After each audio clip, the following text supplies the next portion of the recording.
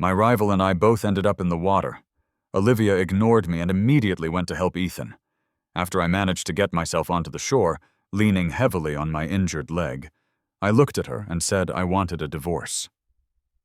Olivia looked completely surprised. Ethan can't swim. I had to help him first. Are you really making such a huge deal out of this?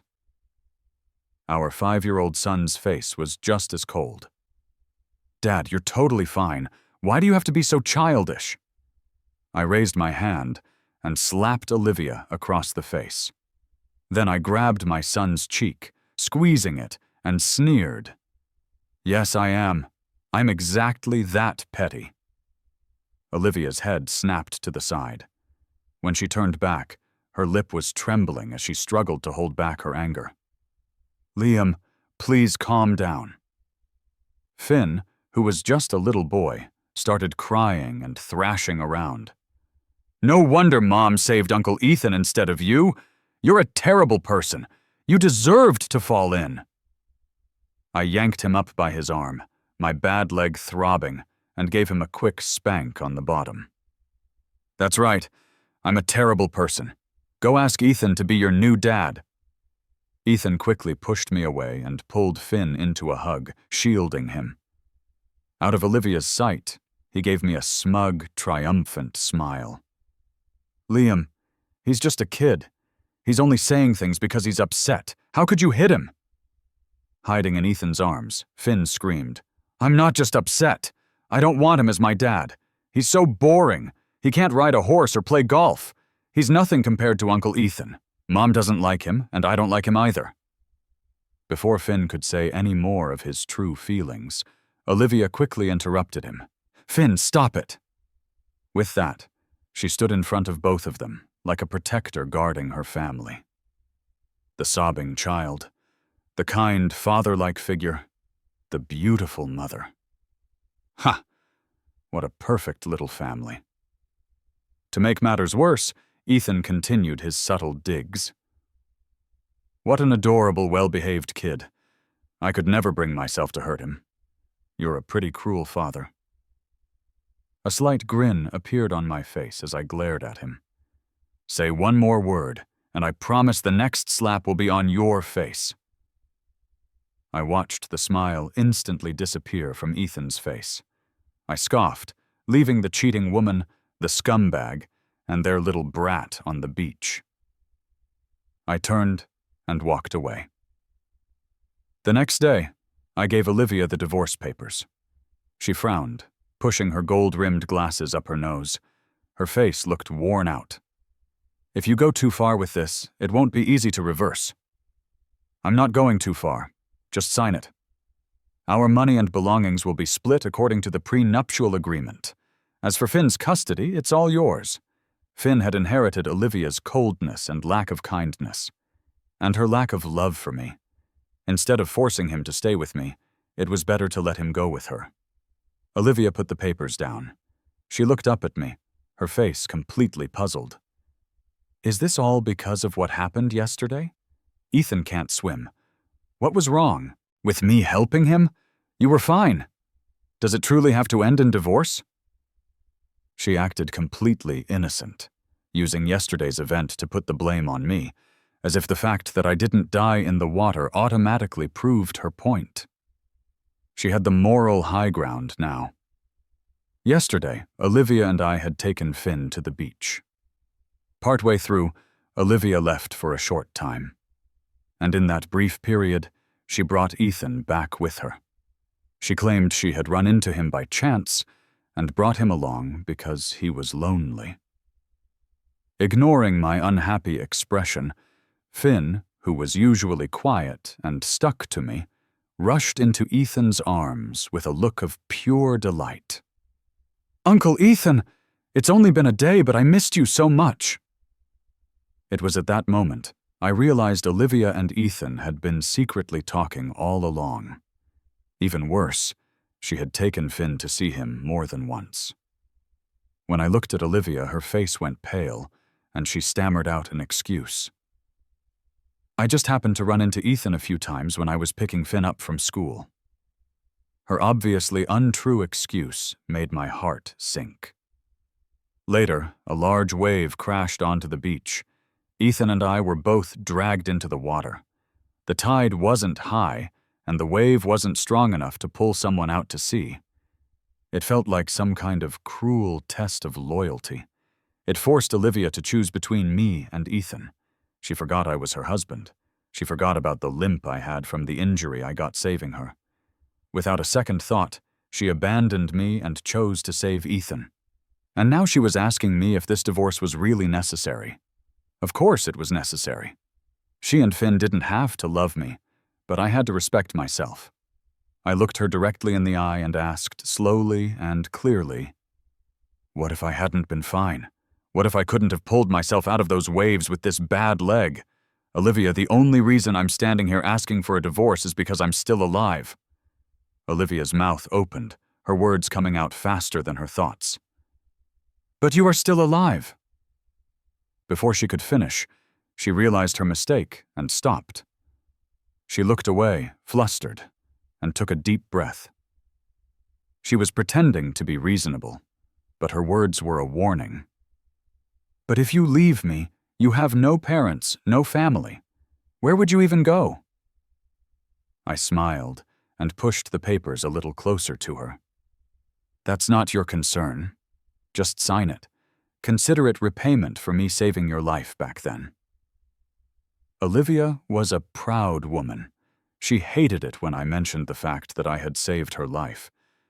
She was also convinced I would never leave her because of our son. She thought I was just throwing a childish fit, but after I brought up saving her life, her face turned to stone. "You always bring that up," she said coldly. "Fine, a divorce it is, but once it's finalized, I won't agree to get back together easily. You can spend some time out there to cool off and think about what you've done." Later, I got the divorce certificate, just as I had wanted. Went back to the house we had lived in for 7 years. It was time to gather my things. The house was enormous and full of possessions, but very little of it was actually mine. I looked around at all the objects, some costly, some beautiful. Finally, I went up to the attic and took out the one thing that was truly mine: my easel. I slung it over my back and walked out of the mansion. At the front gate, I saw Finn standing on the second-floor balcony. His lips were pressed into a thin line, his little face an emotionless mask. He just stood there watching me. He probably expected me to go to him and talk him around, like I always did, to kiss him and say sorry. I stopped and looked back at him one last time. With a gentle sigh, I turned away and spoke to him softly. "Eat well, sleep well. Dad won't be around anymore, so you need to take good care of yourself." Finn's eyes were red as he turned his head away and scoffed. "Just go then. Uncle Ethan will take care of me from now on. I don't need you." I paused for a moment, then said nothing more.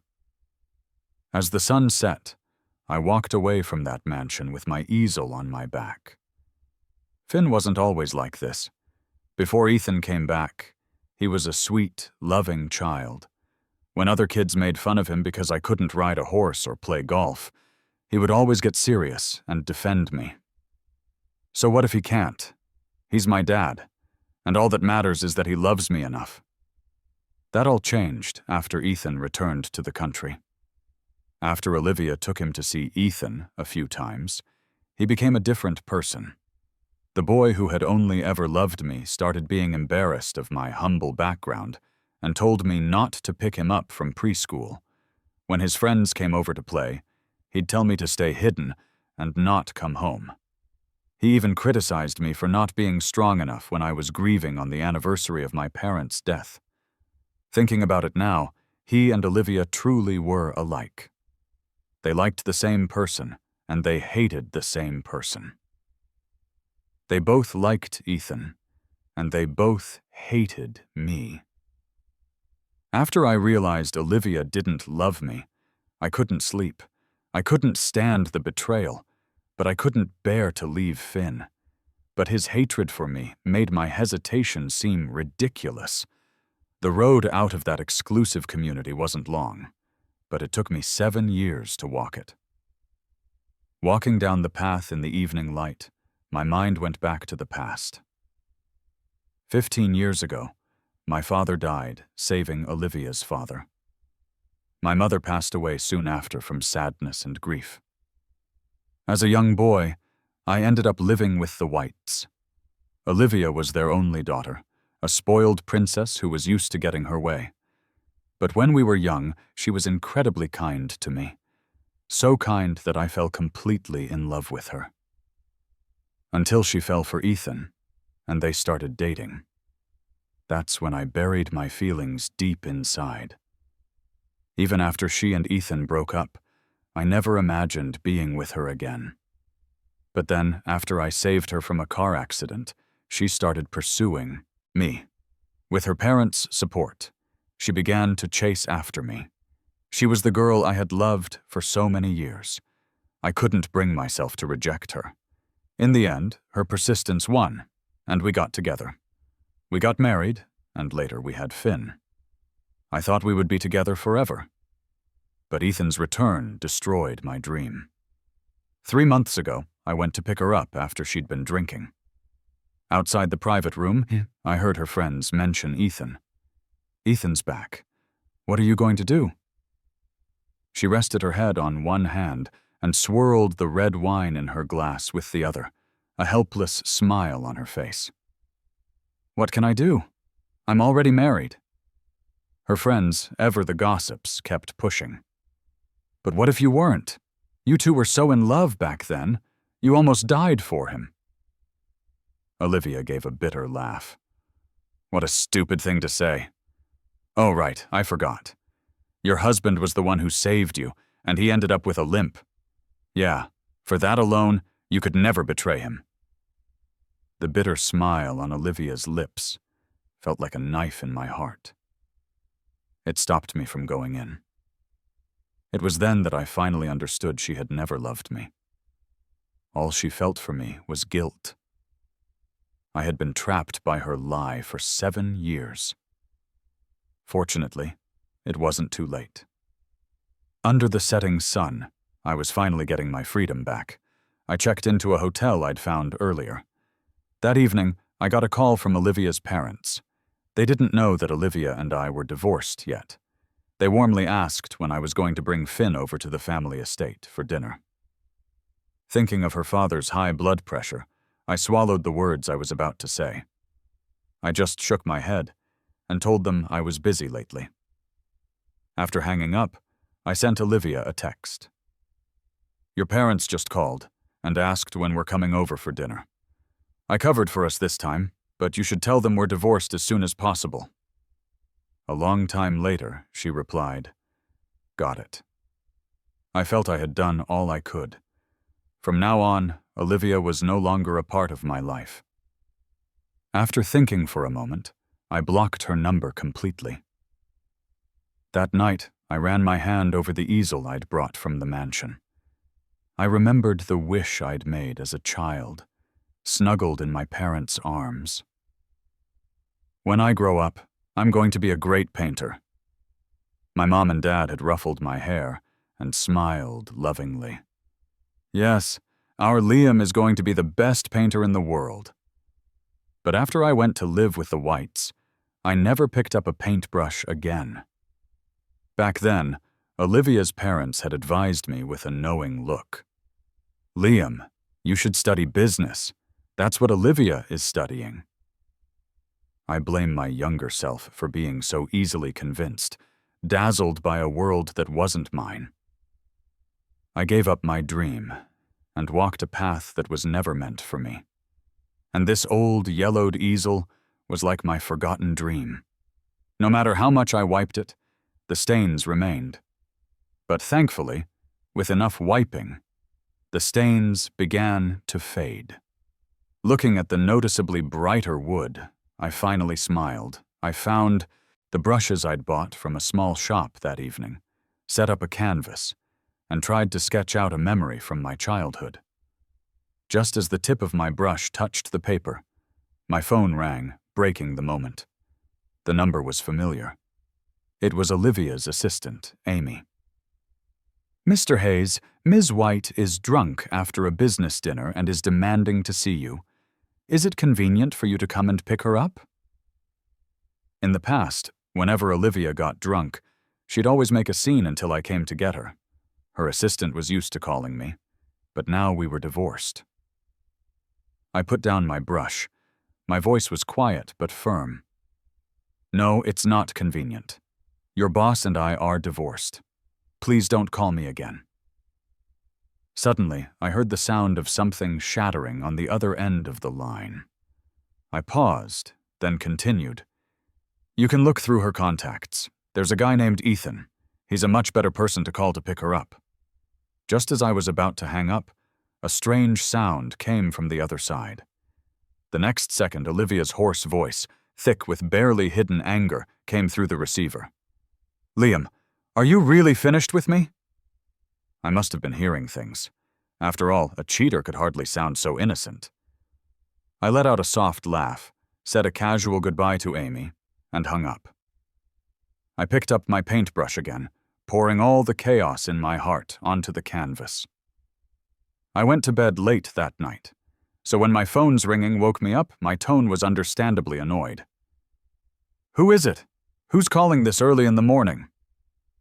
It was the voice of our old butler, Mr. Henderson. He sounded nervous. "Mr. Hayes, Finn is sick. Ms. White left early this morning, and I can't reach her. Could you please come back and see him?" Hearing that Finn was sick, a wave of panic washed over me. No father can stay calm when he hears his child is ill, even if that child doesn't love him. I froze for a few seconds, then said urgently, "I'm on my way." When I saw him in his room, he was lying alone in bed, looking small and miserable. My heart ached. I went quickly to his bedside and placed my hand on his forehead. "Does it hurt badly?" When Finn saw me, his eyes reddened, and for a fleeting moment, a look of vulnerability crossed his face. But in the next second, he slapped my hand away. He pulled the covers over his head and mumbled, "You already left. Why did you come back? You shouldn't have come back." Finn rarely got sick. Seeing him so weak, the strength I had built up over the last few days instantly crumbled. I sat on the edge of his bed and gently pulled the blanket down a bit so he could breathe easier. I saw his face flushed from the fever, and his red, swollen eyes full of tears. I stared for a second, and regret overwhelmed me. Finn was only 5. What did he really understand? His dislike for me and his closeness to Ethan were all due to Olivia's influence. He was a blank slate. The person he became was shaped by the people around him. Why was I holding a grudge against a 5-year-old child? The more I thought about it, the more I felt I had treated him unfairly. My voice caught. "Finn, Dad is so sorry. I shouldn't have left you. I shouldn't have abandoned you here." That's right. I couldn't leave Finn with Olivia. He was so young. There was still a chance to fix things. The more I thought, the more determined my voice became. I leaned over and hugged him, speaking softly. "Finn, come live with Dad, okay? I'll talk to your mom again about your custody." I could feel Finn's resistance wavering. He even nudged his head against my chest. It was as if the sweet, loving Finn from before had returned. Finn stayed in my arms for a long time before he finally mumbled, "Don't even think about it. You'll never get custody of me." I stroked his head reassuringly, my tone firm. "Dad will trade the money I got from the divorce for you." Finn pushed me away, his red-rimmed eyes meeting mine. He spoke the cruelest words in the most innocent voice. "Dad, don't be naive. With Mom, Uncle Ethan will take care of me. I'll ride in fancy cars and go to a top private school. But with you, you can't give me anything. Besides, Mom would never let you have me. With me, you can't even escape this house." I was silent for a moment, the words stuck in my throat. Dad will try my best to negotiate with your mom. Finn's small face was tense as he coolly cut off my weak struggle.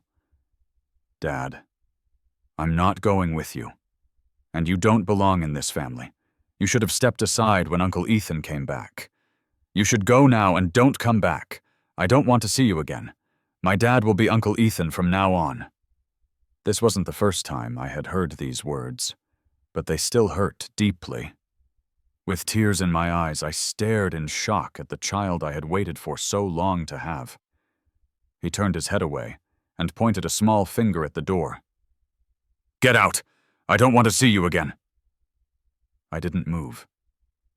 I just kept looking at him. The next second, the cup on his nightstand flew past my head and shattered at my feet. Crash! A piece of porcelain cut my ankle, and a thin line of blood appeared. As the sharp pain shot through my ankle, my earlier regret felt like a sick joke. Finn wasn't just influenced by Olivia. He was born cold-hearted and uncaring. And he didn't like me. I took 2 steps back and turned to leave his room. On my way out, I ran into Mr. Henderson. He looked at me with concern, then glanced toward Finn's room. Did Finn make you angry again? I shook my head and said in a low voice, No, I made him angry. And Mr. Henderson, please don't call me about him anymore. He doesn't want to see me. With that, I walked away quickly, leaving the butler behind me. From a distance, I thought I heard him say, How could that child not love you? He calls out your name in his dreams. I shook my head. Impossible. He had told me again and again that he didn't need me. On the way back, I looked at the familiar streets. Suddenly, the city felt frighteningly unfamiliar. My phone kept vibrating. It was an unknown number. When I answered, it was Olivia's voice. Liam, Finn is sick. Why didn't you stay with him? I scoffed, a surge of hatred rising in me. Olivia, you got exactly what you wanted. Finn doesn't want me as his father anymore. You must be so proud of yourself right now. Olivia tried to explain, her words tumbling out in a rush. I never meant for that to happen. I just wanted him to not hate Ethan. I lost control and screamed, So you chose to make him hate me instead, is that it? Liam, that's not what I meant.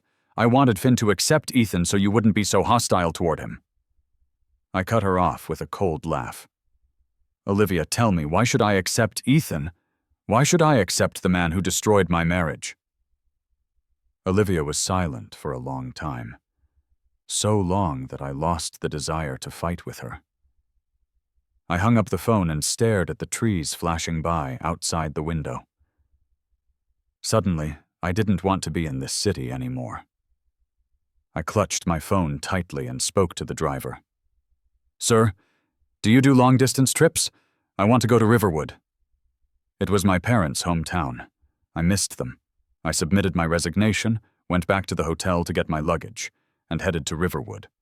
I admit I'm a coward. I was afraid that if I stayed, my resolve would weaken, and I would eventually give in for Finn's sake, sinking back into that hopeless darkness. After all, when I was young, I had given up my paintbrushes for a secret crush, and I hadn't picked them up again for over a decade.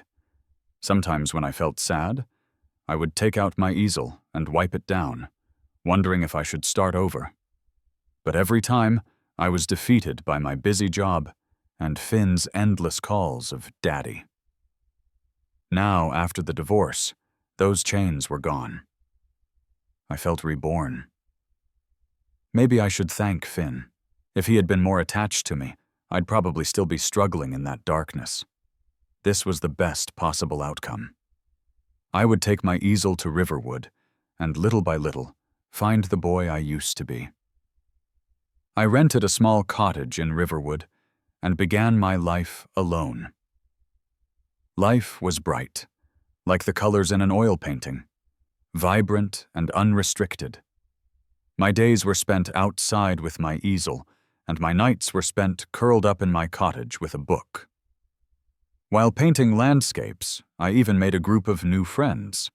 They were mostly retired men and women, or students from the nearby art school prep classes. We never planned to meet, but we always seemed to run into each other at beautiful spots. Then we would paint together. The turquoise lake, the golden leaves, the magnificent sunsets. At first, my paintings were never good. Whenever someone passed by, I would hide my work, afraid they would laugh at me. But after painting more and more, I lost my fear. You're always making mistakes. Making a mistake isn't scary. What's scary is not having the courage to start over. So now, no matter how unusual my paintings were, could set up my easel with confidence and slowly make corrections. Today's painting of the autumn lake was a perfect example. When I first finished it, I wasn't satisfied. The bright spots weren't bright enough, it lacked contrast, and the elements didn't connect. But I didn't give up on it. I took my brush, and stroke by stroke, worked to transform it into the scene I envisioned. It wasn't until the sun had set that I finally put down my brush, rubbing my sore back with a sense of relief. I stared at the painting and smiled, finally happy. Look at that. He's finished. It's really good, a big improvement over his earlier stuff. At first, I thought the kid had ruined it. I was worried he'd get all shy and hide it like he used to, so I didn't dare look. I can't believe how well it turned out. I looked up. A group of older folks had gathered around me at some point. They were discussing my painting. They praised my progress, teased me about my initial shyness, and encouraged me to keep going. Surrounded by them, I just smiled. They were right. So what if I messed up? The brush in my hand wouldn't stop. It would always follow my heart's desire and fix the painting until it matched my vision. Even if it was difficult, and even if the final result wasn't perfect, I was always moving forward, heading in the direction I wanted to go. My life was just like that, too. Autumn in Riverwood is short. In the blink of an eye, snowflakes began to fall from the sky. It got so cold that everyone went out to paint less often. I started painting at home for my own enjoyment. To record my progress, I started a live stream while I painted without showing my face. I would often talk to myself on the stream. This color doesn't look right, I should use this one. Nice, that makes the composition much better. Hey, the contrast in this one is great. I'm a genius. After streaming for a while, I gained a few hundred followers. They would often pop into my stream to chat with me and listen to me talk. Two usernames in particular became very familiar. One was Lake Whispers, and the other was Little Artist. Lake Whispers was one of my very first followers. Little Artist showed up about a month later. The reason I recognized them was that they loved to send me donations, and nothing I said could stop them. They were my top two supporters. They also seemed to know each other and would often argue in the chat.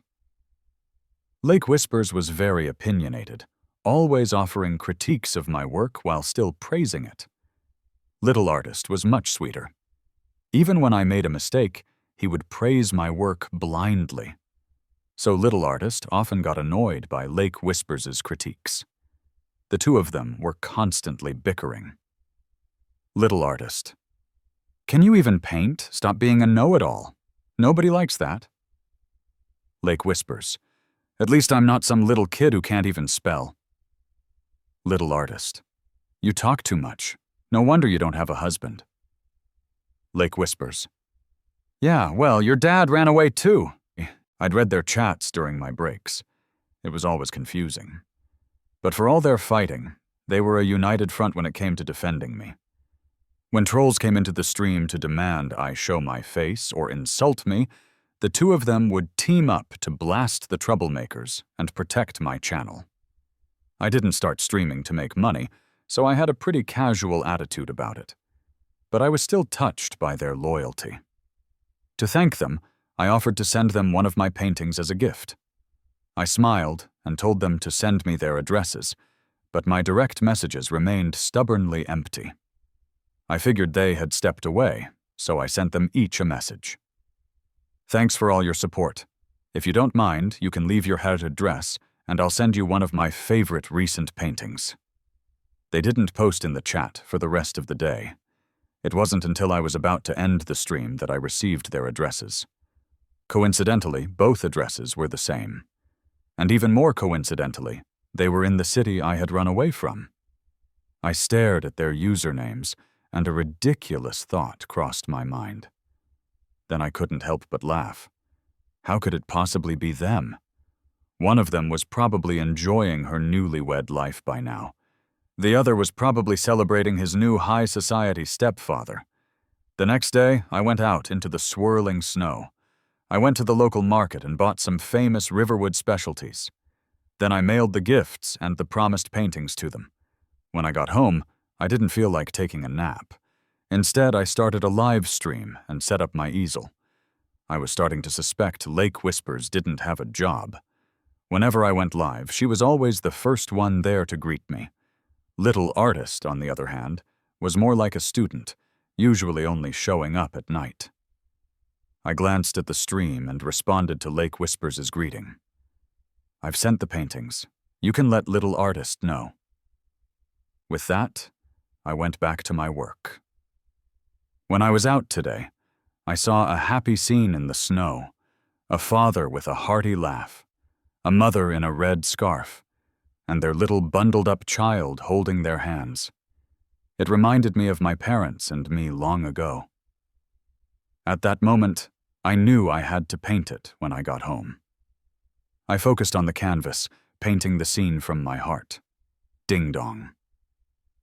The doorbell rang. I frowned, put down my brush, and went to answer it. It was my neighbor, Sarah. She had a gentle smile and a pair of lovely dimples. Mr. Hayes? I saw you had a delivery at the post office. It looked like a bag of rice, so I brought it up for you. I looked at the bag of rice in her hands and remembered the jasmine rice I'd ordered online a few days ago. I thanked her gratefully and was about to take the bag inside. Sarah was very kind and insisted on helping. Where do you want it? I'll carry it inside for you. I smiled a little bashfully and pointed to the kitchen. Afterward, I offered her a glass of water and then grabbed some fruit I'd bought today from the fridge, pressing it into her arms and thanking her again and again. Once that was all done, I returned to my easel. As my eyes swept across the screen, I saw it was filled with messages from Lake Whispers. There's a woman in your house. Who is she? What is she doing there? What is she to you? I scrolled through my phone and saw she had sent me a ton of DMs, too. They were all aggressive questions. The last one read, Liam, answer me. Who is she? I blinked. I was now certain of her identity. Lake Whispers was indeed Olivia. And that meant Little Artist must be Finn. I didn't answer her questions. I just ended the stream. I didn't understand what they were trying to do. Surely they couldn't have suddenly realized my worth after I left. If so, that was just pathetic. After that, I didn't stream for several days. I was glad I hadn't put a return address on the package I'd sent. If they were crazy enough to try to find me, it would probably take them a while. But I never expected to see them again so soon. After staying inside for a few days, I decided to go out for some fresh air. When I opened the door, I saw Olivia. She was holding Finn's hand. The two of them, one adult and one child, just stood there staring at me.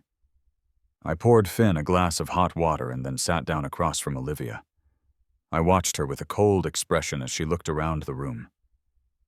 Why did you come looking for me? Finn sat on the sofa, holding the glass, his face an emotionless mask. Their expressions made me want to laugh. After confirming there were no other women in the house, Olivia's frown relaxed slightly. She looked at me, her voice soft. Liam, it's been a while. How are you? I frowned. Cut the small talk. Finn's winter break is coming up. He wanted to come see you. Finn was the child I had longed for. Whether he liked me or not, I still had a duty to care for him as a minor. I turned my gaze to Finn and spoke softly. Do you want to stay here with me? Finn took a small sip of water, his face tense as he shook his head. No, Mom made me come. I looked down with a bitter smile, then shot a sarcastic look at Olivia. Don't use your child as an excuse. Olivia's expression soured, her voice turning sharp. Finn, watch your tone. I really couldn't stand watching her scold him. I cut her off with a cold laugh. Can you stop acting? And we're divorced. You shouldn't be bothering me anymore. Olivia's lips trembled, her expression suddenly defeated. Liam, I don't get it. I never cheated on you with Ethan. We were just friends. As for what happened at the lake, I can promise it will never happen again. From now on, I'll always put you first. Why did you still have to divorce me? You used to love me so much. You even got that limp saving me. What happened to you? I let out a slow breath and turned to face her directly. Did you really marry me because you loved me? If you truly loved me, why did you choose to save him first when Ethan and I fell in the water? Why did you take Finn to play with him and keep telling me to just accept him? Olivia, don't you dare use the word love. It's disgusting. As Olivia's face grew paler, I couldn't stop the years of resentment from pouring out. Olivia, yes, I loved you when we were young. But when I risked my life to pull you out of that car, it wasn't to make you feel obligated to me. I would have saved a complete stranger in that situation. But what did you do, Olivia? You didn't love me, but you pretended to, all out of guilt. Did you think you were compensating me? Do you feel like you're the victim here? Olivia stared at me, her eyes bloodshot. That's not true. I love you too. I just realized it too late. I took a deep breath and pointed to the door. That has nothing to do with me anymore. Please stop bothering me. Finn was the first to walk out. At the doorway, he gave me a long look. My heart stirred, and I called out to him, Finn, do you want to stay here for a few days? His eyes were clearly full of longing, but he still refused, his voice firm. No, I don't stay in houses this small. His cold words made the longing I thought I saw in his eyes feel like a delusion. After they left, I leaned against the door and sighed. My feelings a complicated mess. If Finn had stayed, I would have been forced to deal with Olivia again. If it weren't for his repeated cruelty, I would have been trapped forever. After that, I moved a few more times. Olivia still found me. Her family was rich and powerful. To them, my information was probably completely obvious. Once I figured that out, I stopped bothering to move. Instead, I chose to just ignore her. After she sent Finn home, she started shamelessly bothering me. She would often follow me on my walks, talking to herself in a sentimental voice. Liam, we used to walk like this when we were kids. It feels just like old times. When I was invited by my older friends to go paint, she would follow in her car. While I painted, she would stand quietly to the side and watch. After I finished, she would, as usual, reminisce about our childhood. You had an easel just like this on your back when you first came to my house. I thought you loved painting, but then I never saw you paint again. I never expected you to pick it up again after all these years. The old folks would chuckle behind her back and ask me, Liam, is this your girlfriend? I would shake my head and say seriously, No, she's my ex-wife. We're divorced. She's harassing me. Then I would tell them the whole story of our divorce. The old folks were angry on my behalf. The next time Olivia followed me out to paint, They ganged up and formed a human wall between her and me. They gave her dirty looks and made it clear she wasn't welcome. I was touched, but I told them they didn't have to do that. She'll be leaving soon anyway. It's not necessary. Besides, I've already moved on. I was right. Olivia did leave soon after. Urgent business at her company called her back. Before she left, she looked at me seriously and made a promise. "I'll come back for you as soon as I'm done with this. I love you." I just smiled and said nothing. No matter how many times she came back, I would never go back to her. Her late-blooming love was like spoiled milk to me, so rotten it made me sick. Later, just as she'd said, she came looking for me a few more times, bringing Finn with her. She even tried to use Finn to get me to reconcile with her. Can you really bear to see Finn grow up in a single-parent home? You love him so much, why not give him the best? But her early brainwashing of Finn had been too effective. Finn just rolled his eyes and said coldly, "Mom, you can marry Uncle Ethan or someone else to be my dad." As Olivia glared at Finn, I couldn't help but let out a soft laugh. Then I closed the door, leaving them outside. After Finn ruined her plans a few more times, Olivia stopped bringing him along. She traveled back and forth between Riverwood and New York by herself. She would go on and on about her apologies and her love for me. I was unmoved. Sometimes I even found it funny. Over time, her visits became less frequent, until the 5th year when she suddenly stopped coming altogether. Maybe she finally got tired of it, but it didn't matter to me. By then, I had become a reasonably well-known oil painter in the country, and I had started dating my former neighbor, Sarah. And after I decided to marry Sarah, Finn showed up out of the blue. He was 12 by then, like a little adult. He handed me a bouquet of red roses, his eyes deep and dark. "Dad, I wish you happiness and success from now on." With that, he pushed the flowers into my arms, turned, and walked away without looking back. Watching him go, I held my girlfriend's hand, a little stunned. I haven't seen him in so long. He seems to have grown up a lot. My girlfriend patted my hand reassuringly. "Yes, time flies, doesn't it?" Later on, my wedding day, I saw Finn again. I had invited him, but he hadn't said yes or no. I thought he wouldn't come. But that day, he showed up in a little black suit and presented us with our rings just before we exchanged them. Finn leaned close to my bride's ear and whispered a threat. "Anyone who hurts my dad meets a bad end. The last one is lying in a hospital bed. You better watch yourself." My bride quickly shook her head and promised him, "I will always love him and protect him. I swear on my life." I turned to look at Finn. His face was serious, his eyes red as he fiercely warned someone else not to bully me.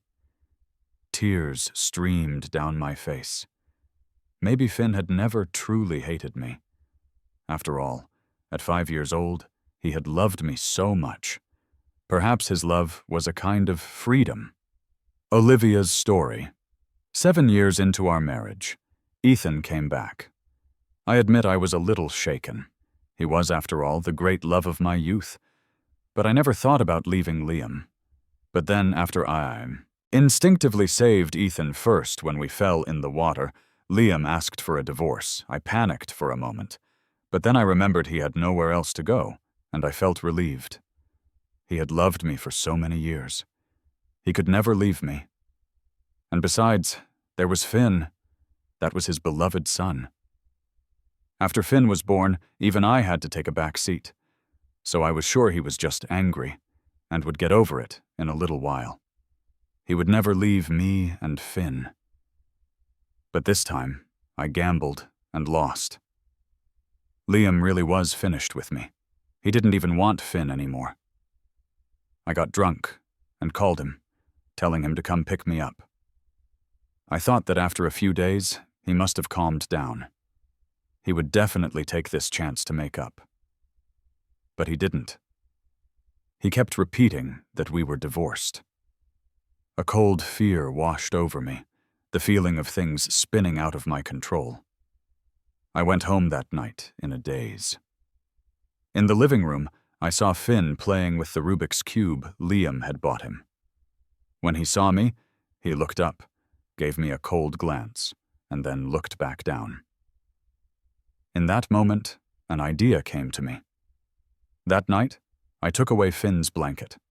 The next day, as expected, he had a cold. I didn't believe Liam could abandon a sick Finn. He would definitely come. I excitedly had Mr. Henderson call him. To make sure Liam wouldn't get angry seeing me, I even left the house. Before I left, I told Finn to make Liam stay. Finn looked up, his face flushed with fever, and gave a silent, I left satisfied. I thought it wouldn't be long before Liam came back begging me to remarry him for Finn's sake, but I had miscalculated again. Liam didn't come back. He left the city and went to his parents' hometown. I finally realized that I might really be losing him. Later, I had a private investigator find his address. I discovered he had taken up oil painting. He had started making his own friends. He even had a live stream. I foolishly thought that maybe after he had some time to himself, he would come back. So I watched his live stream every day.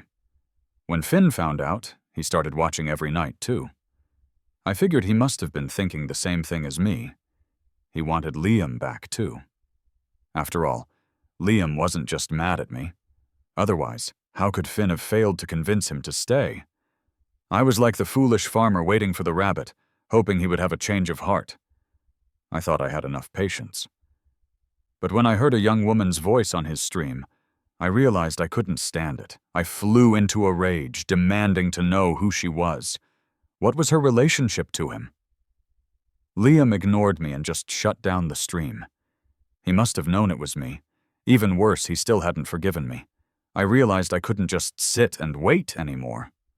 I bought a plane ticket and dragged Finn with me to Riverwood. On the plane, I drilled Finn on how to convince his father to stay. Finn just looked at me with a cold smile and shook his head. I grabbed his shoulders and demanded, "Don't you want your father to be with you as you grow up?" Finn looked out at the clouds, his voice young but chillingly calm. "You're not good to him. I'd rather he be free than stay by my side." I froze, my eyes wide with disbelief. Impossible! He can only be mine! Finn was incredibly smart and had his own opinions from a young age. He stared at me coldly. "Give up. He lost all hope in you a long time ago, and I won't help you trap him." Later, we saw Liam. Just as Finn had predicted, Liam rejected me, and Finn kept his word. He didn't try to convince Liam to come home. In fact, he used hurtful words to push him even further away. I refused to let go. I harassed him relentlessly, but he treated me like I was invisible. Until the 5th year after our divorce, I couldn't keep chasing him anymore. I got very, very sick. Finn stood by my bed and sneered, telling me I deserved it. I struggled to sit up in my hospital bed and stared at him for a long time. "Did you deliberately make him angry back then so he would have no reason to stay with us?" Finn was only 10, but he was wise beyond his years. He glanced at me, his voice thin and cold. 5 years ago, after that man came back, Dad was in so much pain. He looked haggard for a long time. I loved him so much. Since he wanted to leave, I decided to let him go without any burdens. You're right, I did it on purpose. But didn't it all start with you? Looking at his mature face, I was stunned. So that was why Finn's personality had changed so suddenly. He had always been so attached to Liam, loving him and clinging to him. How could a few words from an outsider make him hate his father and be so cruel? It all made sense now. He did it so Liam could leave without any guilt. as a sharp pain pierced my heart.